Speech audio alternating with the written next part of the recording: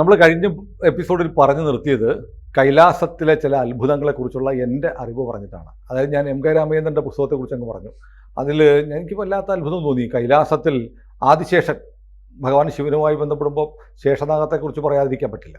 അപ്പോൾ ആ ശേഷനാഗം മാനസ സരസിലുണ്ടെന്നാണ് പറയുന്നത്. മാനസ സരസ് എന്ന് പറയുന്നത് നമ്മുടെ കവികളുടെയൊക്കെ ഇഷ്ടപ്പെട്ട ഒരു ഭൂമികയാണ്. അവിടുത്തെ അരയന്നങ്ങൾ, ഹംസങ്ങൾ, അല്ലേ, ഇതൊക്കെ ഉണ്ടോ അവിടെ? ഇതൊക്കെ 100% അവിടെയുണ്ട്. ഹംസങ്ങളുണ്ടോ? ഹംസങ്ങളുണ്ട്. രാജഹംസങ്ങളെ നമുക്ക് ധാരാളം കാണാൻ പറ്റുന്ന ഒരു സ്ഥലമാണ് മാനസരോവർ. അപ്പോൾ ഈ മാനസ സരസിലെ വെള്ളത്തിന് തണുപ്പുണ്ടാവില്ലേ? വളരെയധികം തണുപ്പുണ്ടായിരുന്നു. അതിലാണ് ഈ പക്ഷികൾ ഹംസങ്ങൾ ഉണ്ടാകുന്നത്. മാത്രമല്ല, നമ്മൾ ഇറങ്ങി ആദ്യകാലത്ത് 2019 മുമ്പ് നമുക്ക് ഇറങ്ങി മുങ്ങി കുളിക്കാനുള്ള അവസരം ഉണ്ടായിരുന്നു. ഇപ്പോൾ പറ്റില്ല. അതിനുശേഷം പറ്റില്ല. ഇപ്പം നമ്മുടെ തന്നെ ഹിന്ദുക്കൾ ഇവിടുന്ന് പോകുന്ന ചില സൗത്ത് ഇന്ത്യയിലെ ചില ഹിന്ദുക്കളുടെ ഒരു ആചാരം മുങ്ങി കുളിക്കുന്നവർക്ക് എന്തെങ്കിലും ഉപേക്ഷിക്കണം എന്നുള്ളതാണ്. അപ്പൊ അത് ശരിക്കും പറഞ്ഞിരിക്കും, മുങ്ങി കുളിക്കുന്നത് നിങ്ങളുടെ മനസ്സിലുള്ള ഒരു കാമനയെ ഉപേക്ഷിക്കണം എന്നുള്ളത്. അതാണ്. അപ്പൊ അതിന് പകരം എന്ത് ചെയ്യുന്ന വെച്ചാൽ നമ്മൾ ഈ ശബരിമലയിൽ കാണിച്ചു വിടുന്ന പോലെ വസ്ത്രം ഉപേക്ഷിച്ചിട്ട് അങ്ങനെ അവിടെ ഇത്രയും പരിശുദ്ധമായ ഒരു തടാകം മലീമസപ്പെടുന്നത് കണ്ടപ്പോഴാണ് അവിടെ കർശനമായി കൃത്യമായി ബോധമില്ലാത്തതുകൊണ്ട് എന്താണ് ഉപേക്ഷിക്കേണ്ടതെന്ന് അറിയാത്തതുകൊണ്ടാണ് ഈ കൊണ്ടുപോകുന്നവർ പറയുന്നില്ല. അത് വടമാല എന്ന് പറഞ്ഞ് ഉഴുന്നുവടയുടെ മാല ഇടുന്ന ഒരു സ്ഥലമാണ് നമ്മുടെ പ്രദേശം. അപ്പൊ ആ രീതിയിലുള്ള ഇന്റർപ്രിട്ടേഷൻ. വടമാല എന്ന് പറഞ്ഞ ഉഴുന്നുവടയുടെ ഹനുമാൻ ക്ഷേത്രത്തിൽ വടമാല ഉണ്ടല്ലോ, നമ്മുടെ എല്ലാ ക്ഷേത്രങ്ങളും. ആരാണത് ആ രീതിയിൽ വ്യാഖ്യാനിച്ചിട്ടുള്ളത്? പിന്നെന്താണ് ശരിക്കും ഉള്ളത്? അതായത് വടവൃക്ഷം എന്നുള്ളതിൽ നിന്നാണ് ആ വടമാല ഉണ്ടാകുന്നത്. അത് വടവൃക്ഷത്തിന്റെ കായ കൊണ്ടായിരിക്കാം, അല്ലെങ്കിൽ അതിന്റെ ഇലകൾ കൊണ്ടായിരിക്കാം. പക്ഷെ ഒരു കാരണവശാലും ഒരു പുരാണത്തിൽ നിങ്ങൾക്ക് ഉഴുന്നുവടയും ഹനുമാനും തമ്മിൽ ബന്ധം കണ്ടെത്താൻ പറ്റില്ല. പക്ഷെ എനിക്ക് പ്രശസ്തമായ 2 ഹനുമാൻ കോവിലുകൾ ഞാൻ പോകാറുണ്ട്. ആലുവയിലെ ദേശത്തുള്ള ഹനുമാൻ ക്ഷേത്രം, എറണാകുളത്തപ്പന്റെ തൊട്ട് ചേർന്നുള്ള ഹനുമാൻ ക്ഷേത്രം. ഇവിടെ രണ്ടിടത്തും വട ഉഴുന്നുവടയാണ്. മതി. ഉഴുന്ന് എന്ന് പറയുന്നത് സാധാരണ തമോ ഗുണമുള്ള ഭക്ഷണമാണ്. അത് സാധാരണ ഒരു നൈവേദ്യത്തിലും നമ്മൾ ഉഴുന്ന് ഉൾപ്പെടുത്താറില്ല. അപ്പൊ ഏതെങ്കിലും ഹനുമാനെ പറ്റിയുള്ള ഏതെങ്കിലും പുരാണത്തിൽ എവിടെയെങ്കിലും മതിയെ ഉഴുന്നുകൊണ്ടുള്ള ഒരു ഭക്ഷണം കഴിച്ചതായിട്ടോ അതുപയോഗിച്ചുള്ള ഒരു മാല ചാർത്തിയതായിട്ടോ കേട്ടിട്ടുണ്ടോ? ഇത് എവിടുന്നോ വന്നിട്ടുള്ള ഒരു തെറ്റായ വ്യാഖ്യാനമാണ്. ഇത് നടക്കുകയാണ് അല്ലേ? ഇത് സംഭവിക്കാം. കാരണം എന്താ വെച്ച് കഴിഞ്ഞാൽ ഇതിന് എത്രയേറെ ശാഖകളാണ്, എത്രയേറെ മേഖലകളിലേക്കാണ് പടർന്ന് പന്തലിച്ചിരിക്കുന്നത്. അങ്ങനെ പറയാൻ പറ്റാത്തൊരു മേഖലയാണ്. പലയിടത്തും എന്താണോ നിങ്ങളുടെ വിശ്വാസം അതിനനുസരിച്ച് മുന്നോട്ട് പോകട്ടെ, അത് മറ്റുള്ളവരെ ഉപദ്രവിക്കാത്തിടത്തോളം കാലം മുന്നോട്ട് പോകട്ടെ എന്നൊരു കാഴ്ചപ്പാടാണ് സനാതന ധർമ്മത്തിലുള്ളത്. അപ്പോൾ അതുകൊണ്ട് തന്നെ ഇങ്ങനെയാണ് ആ പ്രദേശങ്ങളിൽ ആരാധന നടക്കുന്നില്ല. അതിലും തെറ്റു പറയേണ്ട കാര്യമില്ല.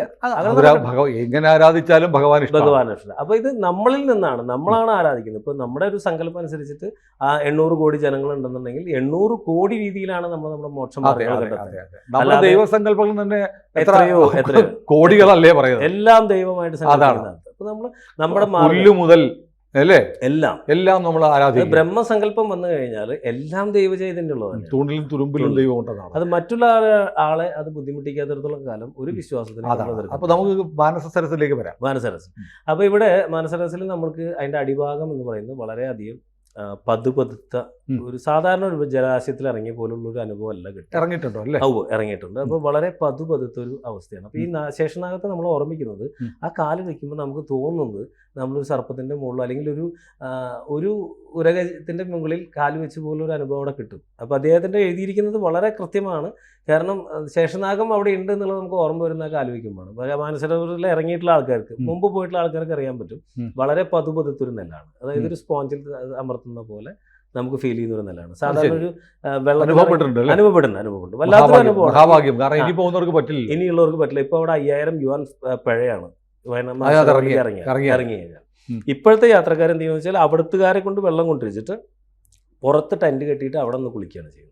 നമുക്ക് കാണാനേ പറ്റൂ മാനസരസ്. അതും ഒരു പരിധി വരെ അങ്ങോട്ട് ഇറങ്ങി ചെല്ലാനും പറ്റില്ല. അതിനുള്ളിൽ മിലിറ്ററി വന്ന് നമ്മൾ ചൈനീസ് പട്ടാളവും പോലീസും ഒക്കെ ഉണ്ടോ? വളരെ കർശനമായിട്ടുണ്ട് അവിടെ. മാത്രമല്ല എല്ലാ പ്രധാന കടവുകളിലും അവർ വലിയ വലിയ ക്യാമറകൾ സ്ഥാപിച്ചിട്ടുണ്ട്.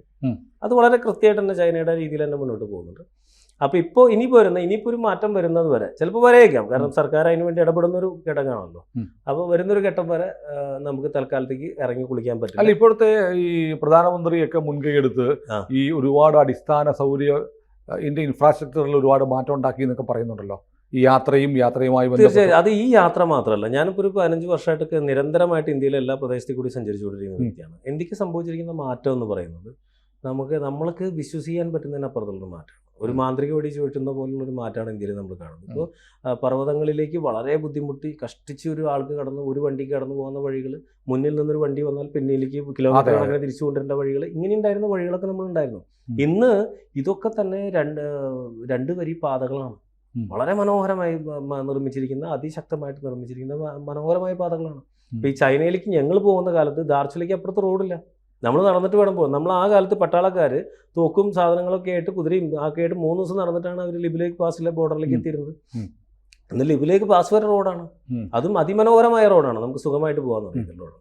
അപ്പൊ ഈ ലിബിലേക്കിന്റെ പേരിൽ ഇപ്പൊ നമ്മൾ നേപ്പാളുമായിട്ടൊരു തർക്കമുണ്ട്. ഒരു തർക്കം നടക്കുന്നത് നമ്മൾ കുറച്ച് പേര് എടുത്തു എന്നാണ്, പക്ഷെ ഈ പ്രദേശം നമ്മുടെ കാലങ്ങളായിട്ടുള്ളതാണ്. ഇവർ ഈ പറയുന്ന രീതിയിൽ കാളി നദി ഉത്ഭവിക്കുന്നതായിട്ട് നമ്മൾ കരുതുന്നത് കാലാപാനി കാളി ടെമ്പിളിന് ഉള്ളിൽ നിന്നാണ്, ദേവി വിഗ്രഹത്തിന്റെ അപ്പുറത്തുള്ള ഒരു ചെറിയ കുഴിയിൽ നിന്നാണ് ഈ കാളി നദി ഉത്ഭവിക്കുന്നതാണ് പറയുന്നത്. എന്നാൽ നേപ്പാൾ പറയുന്നത് ഓൾഡ് ലിബിലേക്ക് പാസിൽ നിന്ന് വരുന്ന ഒരു ഉറവയാണ് കാളി നദി എന്നാണ്. അങ്ങനെയാണ് ഈ കോൺഫ്ലിക്റ്റ് വരുന്നത്. അല്ലാന്നുണ്ടെങ്കിൽ നമ്മുടെ ഭാഗം കറക്റ്റാണ്. നമ്മളെ സംബന്ധിച്ചിടത്തോളം കാളി നദിയുടെ ഉത്ഭവം കാലാപാനി കാളി ടെമ്പിളിന്റെ ഉള്ളിൽ നിന്ന് തന്നെയാണ് സംഭവിക്കുന്നത്. അവിടെയാണ് ഈ തർക്കം നടക്കുന്നത്. ഈ ലിബിലേക്ക് പാസിലേക്കൊക്കെ എത്തുക എന്ന് പറയുന്നത് പണ്ട് ദുർഘടമായ പാതയായിരുന്നു, ഒറ്റവരി പാതയായിരുന്നു.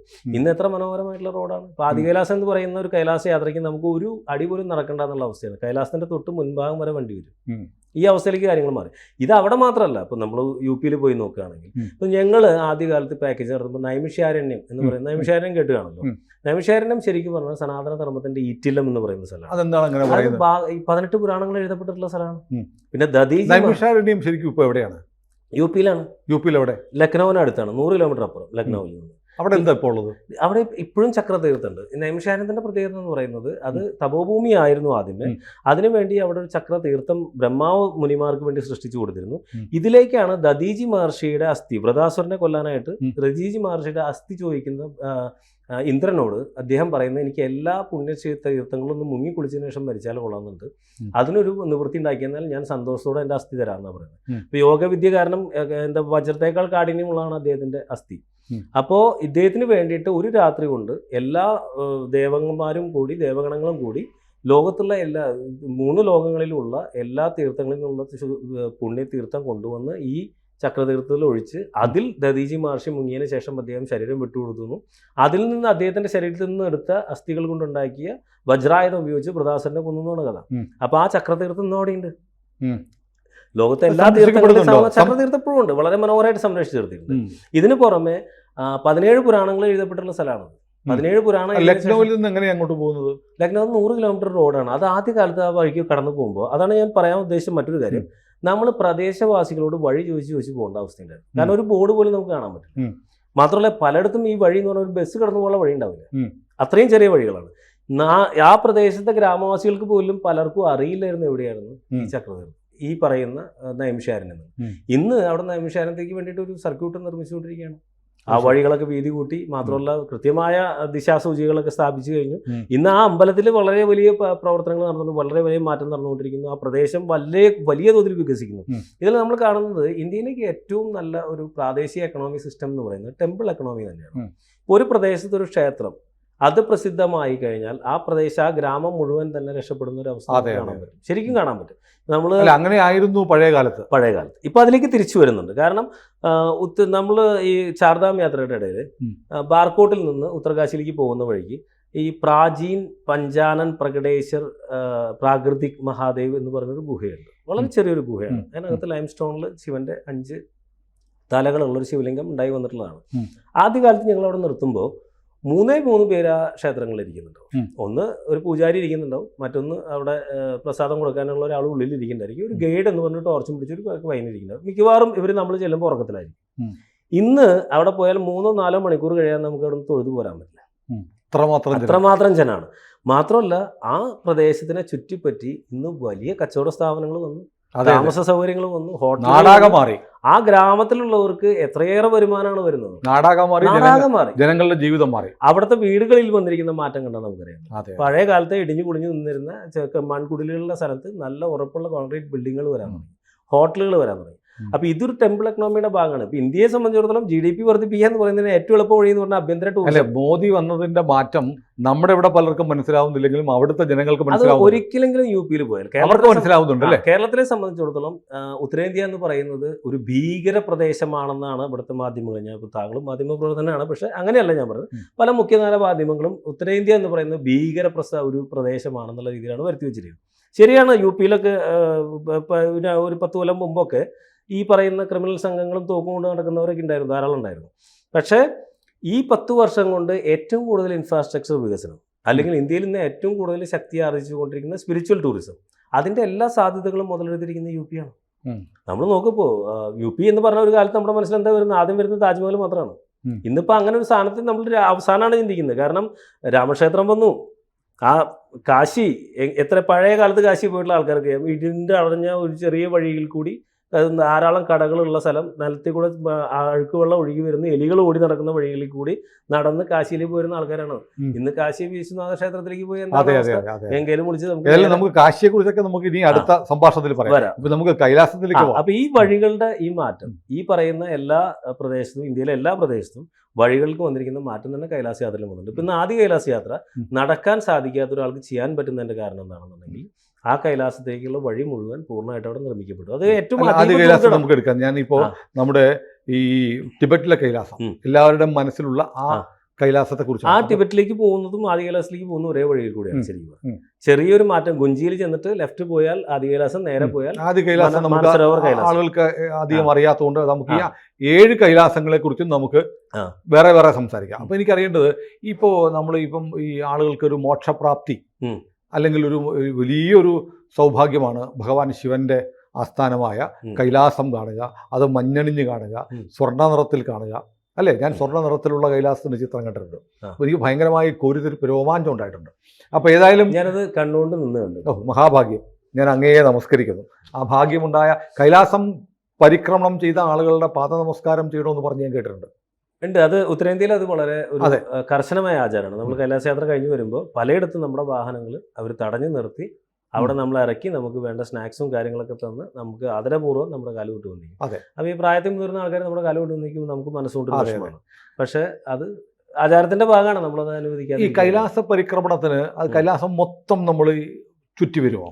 അതെ, 52 കിലോമീറ്റർ ആണ് കൈലാസ പരിക്രമണം. അത് പർവ്വതത്തിന് ചുറ്റുമാണോ അതോ പർവ്വതത്തിന് പർവ്വതത്തിന്റെ ഒരു 4 കിലോമീറ്റർ എങ്കിലും വലിപ്പ അകലത്തിലാണ് ഈ പരിക്രമണം നടക്കുന്നത്. ഇതിന് ഔട്ടർ പരിക്രമണം, ഇന്നർ പരിക്രമണം എന്ന് പറഞ്ഞാൽ കോർ പരിക്രമണം എന്ന് പറയുന്നത് അത് പർവ്വതത്തിനോട് ചുറ്റി നടക്കുന്ന ഒരു പരിക്രമണം. അല്ല, ഞാൻ ചോദിക്കുന്നത് ചുറ്റും പർവ്വതത്തിന് ചുറ്റും സഞ്ചരിക്കുന്നുണ്ടോ? അതെ, മുഴുവൻ 52 കിലോമീറ്ററിന്റെ പരിക്രമണയാണ് ഇപ്പൊ പോകുന്ന യാത്രക്കാരെല്ലാം സഞ്ചരിക്കുന്നത്. 52 കിലോമീറ്ററിൽ നമുക്ക് വാഹന സൗകര്യം 13 കിലോമീറ്ററിന് ലഭ്യമാണ്. ബാക്കിയുള്ള സ്ഥലങ്ങളിൽ നമ്മൾ ഒന്നിലേക്ക് നടക്കുകയോ അല്ലെങ്കിൽ കുതിരപ്പുറത്തോ പോവുകയോ ചെയ്യും. ആ 13 എന്ന് പറഞ്ഞാൽ തന്നെ കണക്ക് നോക്കിയോളൂ, 4-ൽ 1. 52-ന് 4-ൽ 1 13. അപ്പൊ 3/4 ഭാഗം പ്രദക്ഷിണാണ് ശിവന് വിധിച്ചിട്ടുള്ളത്. അപ്പൊ അതുകൊണ്ട് വാഹനത്തിൽ പോകുന്നതുകൊണ്ടും തെറ്റൊന്നുമില്ല. അപ്പൊ ആദ്യത്തെ ക്യാമ്പ് എന്ന് പറയുന്നത് നമ്മൾ കൈലാസ പരിക്രമണം ആരംഭിക്കും. അതുവരെ ശരിയാണല്ലേ? അതുവരെ ശരിയാണ്. അപ്പൊ കൈലാസത്തിന്റെ പരിക്രമണം ആരംഭിക്കുന്നത് യമദ്വാറിൽ നിന്നാണ്. ഈ യമദ്വാറിൽ നമ്മൾ 3 പ്രാവശ്യം വലം വെച്ച് കഴിഞ്ഞാൽ മരണഭയം പോയി എന്നാണ് വിശ്വാസം. പിന്നെ നമുക്ക് മരണഭയമില്ല. മരണഭയം എന്ന് പറയുന്നത് മരണം ഇല്ലാതാവുന്നു എന്നല്ല, മരണത്തിനോടുള്ള ഭയം പോയി. ജനിമൃതികളുടെ രഹസ്യം അറിഞ്ഞ പിന്നെ മരണത്തിനോട് ഭയമല്ല, പേടിയില്ല. വരെ അവിടെ നിന്ന് 13 കിലോമീറ്ററോളം വരുന്നതാണ് ആദ്യത്തെ ക്യാമ്പ് ദിരാപുക്ക്. ഈ ദിരാപുക്ക് ക്യാമ്പ് എന്ന് പറയുന്നത് വടക്കേ മുഖത്തിന്റെ നേരെ മുൻവശത്താണ്. അപ്പോൾ നമ്മൾ ആ വടക്കേ മുഖത്തേക്ക് പോകുമ്പോൾ നമ്മൾ യമദ്വാറിൽ ചെല്ലുമ്പോൾ നമ്മൾ കാണുന്നത് കൈലാസത്തിന്റെ തെക്കേ മുഖമായിരിക്കും. അഷ്ടപർദ്ദങ്ങളുള്ള തെക്കേ മുഖം. അത് കൂടുതൽ പ്രാധാന്യം കൊടുക്കുന്നത് ജൈന ബുദ്ധ മതക്കാർക്കാണ്. അഷ്ടമുഖത്തിന് കൂടുതൽ പ്രാധാന്യമുള്ളത്. നമുക്കില്ല എന്നല്ല പറയുന്നത്, കൂടുതൽ അവർക്കാണ് പ്രാധാന്യം. പിന്നെ അവിടെ നമ്മൾ നടന്നു പോകുന്ന സമയത്ത് നമ്മൾ പടിഞ്ഞാറേ മുഖത്തിൻ്റെ മുന്നിൽ കൂടി കടന്ന് ഒരു റൗണ്ട് അടിച്ച് നമ്മൾ പകുതിയോളം റൗണ്ട് അടിച്ച് നമ്മൾ നേരെ വടക്കേ മുഖത്തിൻ്റെ മുമ്പിലാണ് ദിരാപുക്ക് ക്യാമ്പ്. ദിരാപുക്ക് ക്യാമ്പിൻ്റെ നേരെ മുന്നിലാണ് നമ്മൾ കൈലാസത്തിൻ്റെ വടക്കേ മുഖം. അത് സനാതന ധർമ്മത്തിന് ഏറ്റവും പ്രധാനപ്പെട്ട വടക്കേ മുഖം എന്ന് പറയുന്നത് അവിടെ നിന്നാണ്. അവിടെ നിന്ന് നമുക്കൊരു 4 കിലോമീറ്ററോളെങ്കിലും ദൂരമുണ്ട് കൈലാസത്തിൻ്റെ തൊട്ടടുത്ത് എത്തുക, അടിവാരത്ത് ചെല്ലാൻ വേണ്ടി. ഈ യാത്ര കുറച്ച് ബുദ്ധിമുട്ടാണ്. പലരും അത് പകുതി വഴി എത്തി കാണാം. ജാമിയാങ് പർവ്വതത്തിന്റെ മുകളിൽ നിന്ന് തൊഴുതു പോരുകയാണ് പതിവ്. ചിലപ്പോൾ അപൂർവം കേസുകൾ നമ്മൾ അടുത്ത് പോകും. അതിന്റെ ജാമിയാങ് പർവ്വതം ഉണ്ട്. അവിടെ പോയിട്ട് അവിടെ നിന്ന്, അത് ചെറിയൊരു പർവ്വതമാണ്, അത് നിന്നാൽ നമുക്ക് കൈലാസം തടസ്സമില്ലാതെ കാണാൻ പറ്റും. ഇത് കണ്ട് തിരിച്ചു പോരുന്ന ആൾക്കാരാണ് കൂടുതലുള്ളത്. അപ്പോൾ അടുത്ത് പോകുമ്പോഴും ഒരു 1.5 കിലോമീറ്റർ അപ്പുറത്ത് ചരൺ സ്പർശ ശില വെച്ചത്. ഈ ചരൺ സ്പർശ ശിലയ്ക്ക് അപ്പുറത്തേക്ക് യോഗികളും സിദ്ധന്മാരെ പോകാൻ പാടുള്ളൂ എന്നാണ് വിധി. അങ്ങനെയുണ്ട്. കാരണം നമുക്ക് കൈലാസത്തിന്റെ എനർജി, ഇത് ഞാൻ പറയുമ്പോൾ ഇവിടെ അവിടെ പോവാത്ത ഒരാളെ സംബന്ധിച്ചിടത്തോളം, അതിനെപ്പറ്റി അറിയാത്ത ഒരാളെ സംബന്ധിച്ചിടത്തോളം, പണ്ട് ഞാൻ വിശ്വസിച്ചിരുന്ന പോലെ തന്നെ ഞാനിത് നമ്മുടെ നാടൻ ഭാഷ പിന്നെ താങ്ങുകയാണെന്നോ അല്ലെങ്കിൽ പറയണമെന്നൊക്കെ തോന്നും. തള്ളുകയാണെന്ന് പറയാം. പക്ഷെ സത്യത്തിൽ കൈലാസം പോയിട്ടുള്ളവർക്ക് അറിയാം, നമുക്ക് കൈലാസത്തിന്റെ എനർജി എല്ലാ അർത്ഥത്തിലും നമ്മുടെ ശരീരത്തിന്റെ ഓരോ രോമകൂപങ്ങളിലും എങ്ങനെ ഫീൽ ചെയ്യും, എന്ത് മാറ്റം ഉണ്ടാവുന്നത്? താങ്ങാൻ പറ്റാത്തൊരു എനർജി ആയിരിക്കും നമുക്ക് അവിടെ. ഒന്ന്, നമ്മൾ ആദ്യം ചെല്ലുന്ന ആകർഷണം കൊണ്ടാണ്. ആദ്യത്തെ തവണ പോകുമ്പോൾ ആദ്യം കൗതുകമാണ്. ഈ കൈലാസത്തിന്റെ ഒരു പ്രത്യേകത എന്ന് പറഞ്ഞാൽ ഈ പർവ്വതം നമ്മളെ ഡോമിനേറ്റ് ചെയ്യും, നമ്മൾ അധീശത്വം സ്ഥാപിക്കും, നമ്മൾ മേധാവിത്വം നമ്മുടെ മുകളിൽ അത് പൂർണ്ണമായും നമ്മളെ നിയന്ത്രണത്തിൽ അതീതനാക്കും. അപ്പൊ നമുക്ക് ആദ്യ തവണങ്ങളിലൊക്കെ കൈലാസം എടുത്തുമ്പോൾ ഒരു ഭയമാണ് വരിക. ശരിക്കും നമുക്ക് അവിടെ നോക്കാൻ തന്നെ ഭയം വരും. അത്രയും അധീശത്വം സ്ഥാപിക്കുന്ന ഒരു പർവ്വതമാണ്. അപ്പോൾ തുടക്കത്തിലൊക്കെ പോകുന്നു. അപ്പോൾ ആദ്യ തവണയ്ക്ക് പോകുമ്പോൾ ഞാൻ എന്ത് വെച്ച് കഴിഞ്ഞാൽ 1.5 കിലോമീറ്റർ അപ്പുറം സ്വല്പം കൂടി മുന്നോട്ട് പോയി, കുറച്ചുകൂടി മുന്നോട്ട് പോയി എന്നല്ലാതെ അടുത്ത് പോകാനുള്ള ധൈര്യം നമുക്ക് കിട്ടില്ല. പക്ഷേ ഈ അടുത്ത ട്രിപ്പുകളിലൊക്കെ നമ്മൾ അടുത്ത് പോകാനുള്ള ധൈര്യം കാണിക്കുന്നുണ്ട്. അതൊരു ചിലപ്പോൾ അബദ്ധമായിട്ടും വരാറുണ്ട്. കാരണം ഇത്തരത്തിൽ വരുന്ന ഒരു നമ്മളിൽ നിന്നിലേക്ക് കടക്കുന്ന ഒരു എനർജി ഉണ്ടല്ലോ, ആ എനർജി നമുക്കൊരു 3 ദിവസമെങ്കിലും ശക്തമായിട്ട് അനുഭവപ്പെടും. നമുക്ക് ഉറങ്ങാൻ ബുദ്ധിമുട്ടായിരിക്കും. നമ്മൾ കണ്ണടച്ചാൽ വിഷൻസ് കാണാൻ തുടങ്ങും, കളറുകൾ കാണാൻ തുടങ്ങും, ശബ്ദങ്ങൾ കേൾക്കാൻ തുടങ്ങും. അങ്ങനെയൊക്കെ ഉണ്ടാവും. അത്രയേറെ ബുദ്ധിമുട്ടുണ്ട്. ഒരു 3 ദിവസങ്ങളിൽ ഉണ്ട്. ഇത്തവണത്തെ ട്രിപ്പിൽ പോലും ഉണ്ടായി. ഇത്തവണ നമ്മൾ വളരെ അടുത്ത് ചെന്നിട്ട് പോയി കൈലാസത്തിൽ ഇപ്പൊ 3 പ്രാവശ്യം. എന്നിട്ട് മൂന്നാമത്തെ ഇപ്പൊ 4ാമത് പോകാൻ പോരാ. അതായത് അതിന്റെ കണക്കനുസരിച്ചിട്ട് 13 തവണ ഔട്ടർ പരിക്രമണം നടത്തിയവനെ ഇന്നർ പരിക്രമണം നടത്താൻ പാടുന്നതാണ്. അങ്ങനെയാണ്. അപ്പൊ ഇനി എനിക്ക് 10 ബാക്കി എടുക്കുന്നുണ്ട്. അല്ല, നേരത്തെ പറഞ്ഞില്ലേ ഒരു പോയിന്റില് യോഗികൾക്കും സിദ്ധന്മാർക്കും മാത്രം ചരൺ സ്പർശം, അതുവരെ എല്ലാവർക്കും. അവിടെ അതിനപ്പുറത്ത് പോയാൽ എന്താ? അതിനപ്പുറത്ത് പോകുമ്പോഴത്തുള്ള പ്രശ്നങ്ങളാണ്. അതായത് നമ്മൾ പലരും ചൈതന്യമുള്ള അമ്പലങ്ങളിൽ പോയി എൻ്റെ അനുഭവങ്ങൾ പറയുന്ന ആൾക്കാരുണ്ടായിരിക്കും, വളരെ നല്ല അനുഭവം ഉണ്ടായെന്നൊക്കെ പറയുന്ന ആൾക്കാരുണ്ടായിരിക്കും. പക്ഷെ കൈലാസത്തിന്റെ ഒരു എനർജി, ആ എനർജി എന്ന് പറയുന്നത് നമുക്ക് നമ്മുടെ സകല രോമകോപങ്ങളും നമുക്ക് അനുഭവപ്പെടും. കാരണം കൈലാസം നിങ്ങൾ പറഞ്ഞറിയിക്കാൻ പറ്റില്ല. എനിക്കിപ്പോ മധുരം, പഞ്ചസാരയ്ക്ക് മധുരമാണെന്നുള്ള എനിക്ക് പറയാൻ പറ്റും, പക്ഷെ അതെനിക്ക് വാക്കുകളാൽ വിവരിക്കാൻ പറ്റും. അത് തന്നെയാണ് കൈലാസത്തിന്റെ അനുഭവം. അവിടെ ഒരിക്കൽ പോയി നിൽക്കുകയാണെന്നുണ്ടെങ്കിൽ അത് നിങ്ങളുടെ ജീവിതത്തിൽ കിട്ടുന്ന ഏറ്റവും അമൂല്യമായ നിമിഷമായിരിക്കും എന്നുള്ളത് ഞാൻ നിങ്ങൾക്ക് ഉറപ്പ് തരാം. ഞാൻ ഒന്നുകൂടി ചോദിക്കട്ടെ, നമ്മൾ കഴിഞ്ഞ എപ്പിസോഡ് അവസാനിപ്പിക്കുന്നത് കൈലാസത്തിലെ ചില രഹസ്യങ്ങളെ കുറിച്ചിട്ടാണ്. ചില ഭാഗത്ത് അവിടുത്തെ ആദിമ താമസക്കാരായിട്ടുള്ള ഗോത്രവർഗ്ഗക്കാരൊക്കെ അവിടെ ഉണ്ടെന്ന് പറയുന്നു. ഞാൻ വായിച്ചിട്ടുള്ളതാണ്, എനിക്കറിയില്ല. അവരുടെയൊക്കെ വിശ്വാസങ്ങളൊക്കെ അനുസരിച്ച് രാത്രിയാവുമ്പോൾ അവിടെ ചില ശബ്ദങ്ങൾ കേൾക്കുന്നു, അങ്ങനെയുള്ള ചില കാര്യങ്ങളൊക്കെ പറഞ്ഞു. ഇങ്ങനെയൊക്കെ വല്ല പറയുന്നത് അത് ഒരു കെട്ടുകഥയാണോ ഐതിഹ്യമാണോ?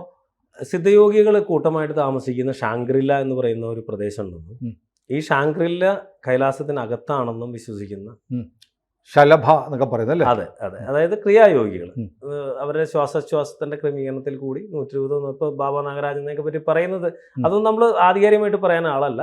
പക്ഷെ നമ്മളവിടെ കേൾക്കുന്ന കഥകളനുസരിച്ച് 600 വർഷമായിട്ട് അദ്ദേഹം ജീവിച്ചിരിക്കുന്നു, അല്ലെങ്കിൽ അദ്ദേഹത്തിന് ആവശ്യമുള്ള സമയത്ത് മാനിഫെസ്റ്റ് ചെയ്ത് സ്വന്തം ശരീരം കൈലാസത്തിൽ രഹസ്യവാതിലുകളുണ്ട്, അവിടേക്ക് പോകുന്ന മാർഗത്തുണ്ട് എന്നാണ് പറയുന്നത്. അപ്പം നമ്മളെ സംബന്ധിച്ചിടത്തോളം കൈലാസത്തിന്റെ രഹസ്യങ്ങൾ എന്ന് പറയുന്നത് ആ പ്രദേശത്തേക്കുള്ള പ്രവേശനം തന്നെ ഈ പറയുന്ന ദുർഘടമാണ്, വളരെ ദുർഘടമാണ്.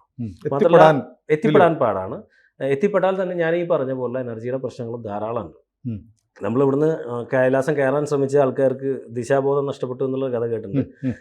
നമ്മളുടെ വായന വെച്ച് ചരിത്രത്തിൽ നമ്മൾ ആകെ ഒരു വ്യക്തി മാത്രമേ കൈലാസത്തിന്റെ മുകളിൽ പോയിട്ടുള്ളൂ. പക്ഷെ പിന്നെ അദ്ദേഹം തിരിച്ചു വന്നിട്ടില്ല.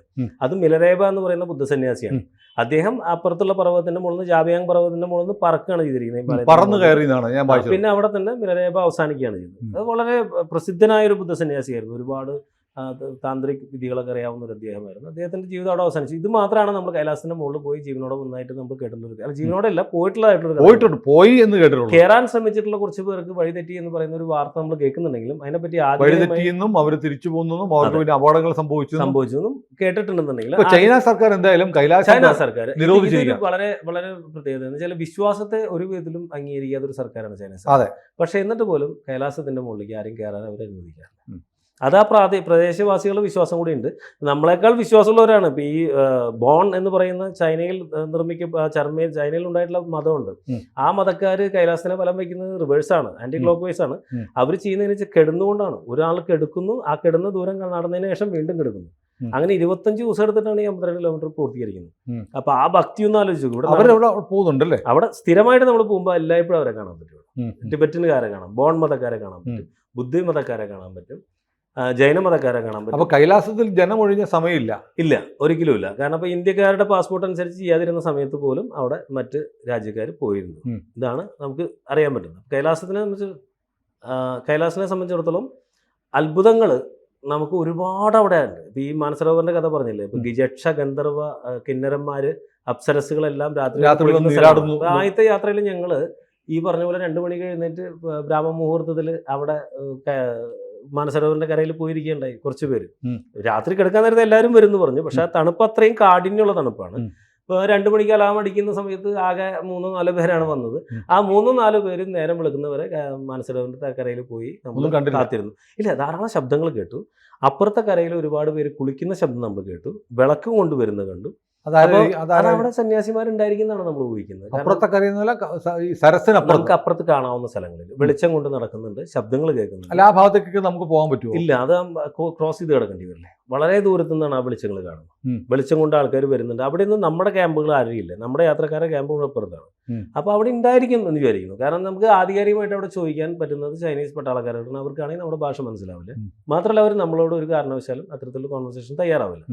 പ്രാദേശികമായിട്ട് വരുന്ന ഗൈഡുകൾ എന്ന് പറയുന്നത് ടിബറ്റൻ ഭാഷ മാത്രം അറിയുന്നവരാണ്, ഹിന്ദി അറിയുന്നവരല്ല. പിന്നെ നമ്മുടെ കൂടെയുള്ള നേപ്പാളി ഗൈഡുകൾ എന്ന് പറഞ്ഞാൽ നമ്മളെക്കാൾ അറിവ് കുറഞ്ഞ ആൾക്കാർ. കുറെ തവണ അവർ പോയിട്ടുണ്ടെന്നല്ല, അത് അവർക്ക് ഇതിനെപ്പറ്റി കാര്യമായിട്ട് അറിയുന്ന ആൾക്കാരല്ല. അപ്പൊ ഇങ്ങനെ ഒരു ലിമിറ്റേഷൻ നമുക്ക് അവിടെയുണ്ട് ചോദിച്ചറിയുന്നത്. പക്ഷെ ഇതൊക്കെ സത്യമാണ്. കാരണം ആ പ്രദേശത്ത് നിങ്ങൾ നിൽക്കുന്ന ദിവസങ്ങളിൽ നിങ്ങൾ മറ്റൊരു ലോകത്തായിരിക്കും. ഈ മാനസരോവറിൽ ഇത്രയും സജീവമായ മാനസരോവർ ഉണ്ടെങ്കിൽ അപ്പുറത്ത് രാക്ഷസ്ഥാളുണ്ട്, 4 കിലോമീറ്ററിന്റെ വ്യത്യാസമുണ്ട്. ഒരു ജീവജാലം പോലും ഇല്ല.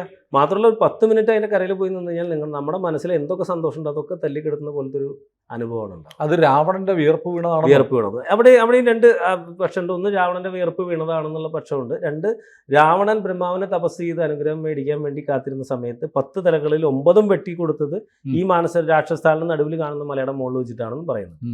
അപ്പൊ ഇത് കാലത്തിന്റെ ഗണന നമുക്ക് എപ്പോഴും പറ്റുന്നൊരു അബദ്ധമാണ്. നമ്മൾ ഈ നമ്മുടെ ഒരു സമയക്രമം വെച്ചിട്ടാണ് ഈ പുരാണത്തിലെ കാര്യങ്ങൾ, അങ്ങനെയല്ല അത് സംഭവിക്കുന്നത്. അവിടുത്തെ ടൈം സ്കെയിൽ വേറെയാണ്. അതിന് നമ്മളെ സംബന്ധിച്ചിടത്തോളം 3 ഡയമെൻഷൻ നമുക്ക് മനസ്സിലാവും.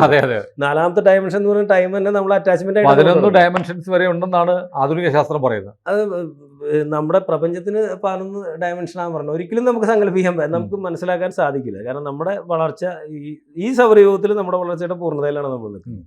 അപ്പോൾ സമയം പോലും നമ്മളൊരു അറ്റാച്ച്മെന്റ് ആയിട്ട് ആഡ് ചെയ്യുകയാണ്, അല്ലാതെ നമുക്ക് 4 ഡയമെൻഷൻ ഫുള്ളായിട്ട് മനസ്സിലായിട്ടല്ല.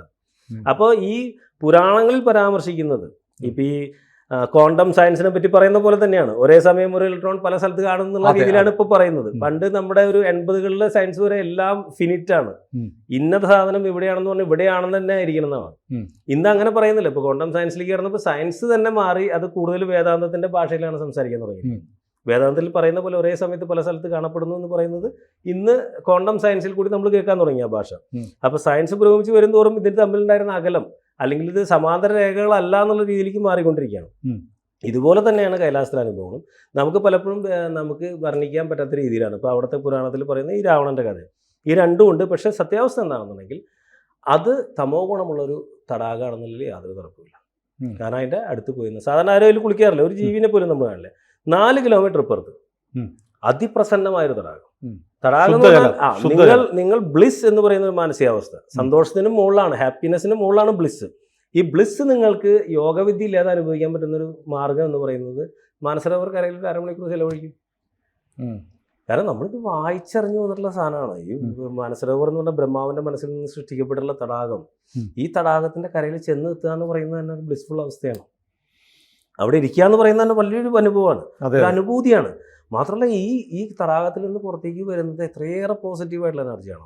ഈ ഹംസങ്ങൾ പറക്കുമോ? പറക്കുന്നത് കാണാറുണ്ട്, അവർ കൂടും കാണാറുണ്ട്. ഇത്തവണ ചെന്നപ്പോൾ നമ്മൾ കൂടുകൾ കണ്ടു കുറച്ച് സ്ഥലങ്ങളിൽ. സാധാരണ പറന്ന് നടക്കുന്നതല്ല കണ്ടിട്ടുള്ളത്. ഞാൻ കണ്ടിട്ടുള്ളത് അനുസരിച്ചിട്ട് എനിക്ക് അവിടെ അധിക സമയം ചിലവഴിക്കാൻ പറ്റില്ല. ഞാൻ കണ്ടിട്ടുള്ളത് അവർ ഒഴുകി നടക്കുന്നതാണ്. അതിന്റെ ഫോട്ടോസ് കൊടുത്തു. അവരുടെ ഈ ഭക്ഷണമൊക്കെ ജലത്തിൽ നിന്ന് ആയിരിക്കണം. അപ്പൊ അതിനകത്ത് ജീവജാലങ്ങൾ ധാരാളം, മത്സ്യങ്ങളൊക്കെ ഉണ്ടായിരിക്കാം. ഇതിനകത്ത് ധാരാളം ജീവജാലങ്ങളുണ്ട്. വളരെ ലൈവ്ലിയാണ് മനസ്സരവ്.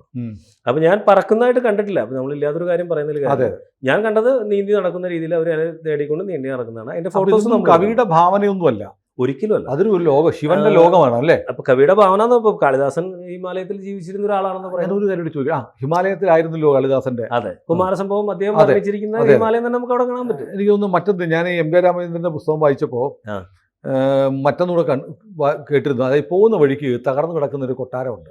അത് കുബേരന്റെ കൊട്ടാരം. അതുള്ളതാണോ? കുബേരന്റെ കൊട്ടാരം ഉള്ളതാണ്. ആ പ്രദേശത്ത് കുബേരന്റെ കൊട്ടാരം ഉണ്ട് എന്നുള്ള രീതിയിൽ തന്നെയാണ് നമ്മൾ കടന്നു പോകുന്നത്. അപ്പോൾ അവിടെ ചില എക്സ്കവേഷൻ നടക്കുന്നു എന്നുള്ളൊരു വാർത്ത നമ്മൾ തവണ കേട്ടിരുന്നു. കുബേരൻ എന്ന് പറയുന്നത് ഏറ്റവും വലിയ ധനികനാണ് കേട്ടിരുന്നത്. ഈവൻ പുഷ്പവിമാനം പോലും കുബേരനിൽ നിന്ന് മോഷ്ടിക്കപ്പെടുന്ന കടം കൊടുത്തിരുന്ന ആളാണ്. അപ്പോൾ കുബേരന്റെ കൊട്ടാരം നിന്നിരുന്ന സ്ഥലത്ത് എക്സ്കവേഷൻ നടക്കണമെന്നൊരു വാർത്ത നമ്മൾ ഇതിനിടയ്ക്ക് എവിടെ വായിച്ചിരുന്നു. പക്ഷെ ഇത്തവണ പോയപ്പോൾ അങ്ങനെയൊന്നും നമ്മൾ അവിടെ ശ്രദ്ധിക്കുന്നുണ്ട്. അപ്പൊ ഇതിനിടയ്ക്ക് ഈ പഞ്ചകൈലാസ യാത്രയെ കുറിച്ചൊരു പുസ്തകം എഴുതിയിട്ടുണ്ടല്ലോ. പഞ്ചകൈലാസ യാത്ര എന്ന് തന്നെയാണ്. പഞ്ചകൈലാസ യാത്ര അത് എഴുതാൻ കാരണം വെച്ചാൽ കൈലാസ യാത്രകളെ പറ്റി ഒരുപാട് പേര് എഴുതിയിട്ടുണ്ട്. രാമേന്ദ്ര സാറ് തന്നെ പഞ്ചകൈലാസ യാത്രകൾ ചെയ്തിട്ടുള്ളൊരു ആളാണ്. അദ്ദേഹം പുസ്തകം എഴുതിയിട്ടുണ്ട്. പക്ഷെ ഇതൊക്കെ തന്നെ പല പുസ്തകങ്ങളിൽ ചെതറിക്കെടുക്കുകയാണ്. അപ്പോൾ പഞ്ചകൈലാസ യാത്രയെ പറ്റി അറിയണമെന്നുണ്ടെങ്കിൽ ഒരു പുസ്തകം വായിച്ചാൽ പറ്റില്ല എന്നുള്ള കണ്ടീഷൻ. ഞാൻ ആദ്യമായിട്ട് എഴുതുന്ന ഒരു ബ്ലോഗ് പോലെ എഴുതിയതാണ്. എന്ന് വെച്ച് കഴിഞ്ഞാൽ അതൊരു പുസ്തകമായിട്ട് പബ്ലിഷ് ചെയ്യുന്നുള്ള പ്രതീക്ഷയിലല്ല എഴുതിയിരിക്കുന്നത്. അത് ആരെങ്കിലും വായിക്കട്ടെ, ആർക്കെങ്കിലും യാത്രയ്ക്ക് ഉപകാരപ്പെടട്ടെ എന്നുള്ള രീതിയിൽ അത് ഓൺലൈൻ ബ്ലോഗായിട്ടാണ് നമ്മൾ ആദ്യം ഗ്രീൻ ബുക്സ് ആണ്. ഗ്രീൻ ബുക്സ് തന്നെയാണ് അല്ലേ? അതും ഈ പറഞ്ഞ പോലെ പ്രസിദ്ധീകരിക്കാൻ വേണ്ടി ആഗ്രഹിച്ചില്ല. എൻ്റെ ഒരു നോവൽ പബ്ലിഷ് ചെയ്ത സമയത്ത് ഞാനിങ്ങനെ പുസ്തകത്തിന്റെ കരട് രൂപം ഗ്രീൻ ബുക്സിന് അയച്ചു കൊടുത്തിട്ട് ഇത് പ്രിന്റ് ചെയ്യാൻ എത്ര പൈസ വരും എന്ന് അവരോട് ആവശ്യപ്പെടുകയും. പക്ഷേ ഗ്രീൻ ബുക്സിന്റെ ഒരു പ്രാക്ടീസ് അനുസരിച്ച് അവർ എല്ലാ പുസ്തകങ്ങളും അവർ എഡിറ്റോറിയൽ ബോർഡ് വായിക്കും. അങ്ങനെ അത് വായിച്ചിട്ട് അവർ ഡയറക്ടറായിട്ടുള്ള നരേന്ദ്ര സാർ എന്നെ വിളിച്ചിട്ട് ഈ പുസ്തകം ഞങ്ങളുടെ പുസ്തകമായിട്ട് പ്രസിദ്ധീകരിക്കുന്നതിൽ വല്ല ബുദ്ധിമുട്ടുണ്ടോ ചോദിക്കുകയാണ്. നമുക്കൊരു ബുദ്ധിമുട്ടുള്ള കാര്യമില്ല, കാരണം മാക്സിമം ആൾക്കാർ അത് വായിക്കട്ടെ എന്നും അവിടെ എത്തട്ടെ എന്നുമാണ് നമ്മൾ ആഗ്രഹിക്കുന്നത്. അപ്പോൾ അതിൽ നിന്നൊരു മറ്റു ഇതുകളല്ല പുസ്തകങ്ങൾ. അപ്പോൾ പഞ്ചകൈലാസ യാത്രകൾ ഏതാണെന്ന് ആ ഒരൊറ്റ പുസ്തകത്തിൽ കൂടി നമുക്ക് വായിച്ചറിയാൻ പറ്റും. ഏതായാലും നമ്മുടെ പ്രേക്ഷകരെല്ലാം ഈ പുസ്തകം വായിച്ചിട്ടില്ല. പുസ്തകത്തിന്റെ കവർ നമുക്ക് കാണിക്കാം. പുസ്തകം ലഭ്യമാണ്. പക്ഷേ നമുക്ക് അത് പോരാ. നമുക്ക് ഈ കൈലാസം എന്ന് പറയുന്നത് ഭഗവാൻ ശിവന്റെ ഒരു മായിക ലോകമാണ്. അവിടെ എത്തിപ്പെടാൻ പറ്റുന്നത് ഭഗവാന്റെ കടാക്ഷമുള്ളവർക്ക് മാത്രമേ പറ്റുള്ളൂ. അങ്ങേക്കത് കഴിഞ്ഞു. ഞാൻ ആഗ്രഹിക്കുന്ന ഒരാളാണ്, എനിക്ക് പോകണമെന്ന് ആഗ്രഹമുണ്ട്. അങ്ങനെ ആഗ്രഹിക്കുന്ന ഒരുപാട് ആളുകൾ നമ്മുടെ പ്രേക്ഷകരിലുണ്ടാവും. അവർക്ക് അതേക്കുറിച്ചുള്ള ഏകദേശം ചില ചിത്രങ്ങൾ നമ്മൾ കൊടുത്തു കഴിഞ്ഞു. അപ്പോൾ കൈലാസത്തെക്കുറിച്ച് നമുക്ക് വിശദമായി അതിൻ്റെ അത്ഭുതങ്ങൾ, അതിൻ്റെ കഥകളൊക്കെ ഒരുപാട് ഇനി പറയാനുണ്ട്. അത് നമ്മൾ വരും ദിവസങ്ങളിൽ പറയും. പക്ഷേ അതിന് തൊട്ടു മുമ്പ് ഇന്ന് നമ്മൾ വൈൻഡപ്പ് ചെയ്യുമ്പോൾ നമുക്ക് ഈ പഞ്ചകൈലാസങ്ങളെക്കുറിച്ച്, ഇപ്പോൾ കൈലാസത്തെക്കുറിച്ചും ടിബറ്റിലെ കൈലാസത്തെക്കുറിച്ചാണ് പറഞ്ഞത്, മറ്റ് 4 കൈലാസങ്ങളെക്കുറിച്ച് കൂടി നമുക്കൊന്ന് ചെറുതായിട്ടൊന്ന് അടുത്ത എപ്പിസോഡിൽ പറയണം. അതുകൊണ്ട് പ്രിയപ്പെട്ട പ്രേക്ഷകരെ, ഈ സംഭാഷണം തീരുന്നില്ല. അടുത്ത എപ്പിസോഡ് നാളെ നമ്മൾ ടെലികാസ്റ്റ് ചെയ്യുന്നുണ്ട്. അതിൽ മറ്റ് 4 കൈലാസങ്ങൾ, ഇദ്ദേഹം പോയി കണ്ട 4 കൈലാസങ്ങളുടെ വിവരങ്ങൾ പറയും. ഒരുപക്ഷെ പല പ്രേക്ഷകർക്കും പുതിയ അറിവായിരിക്കും. ഞങ്ങളുടെ കൂടെ സഞ്ചരിക്കുക. നാളെ വീണ്ടും കാണാം. കൂടുതൽ വാർത്തകളും വിശേഷങ്ങളും നിങ്ങളിലേക്ക് എത്താൻ ABC മലയാളം സബ്സ്ക്രൈബ് ചെയ്യുക, ബെൽ ബട്ടണും അമർത്തുക.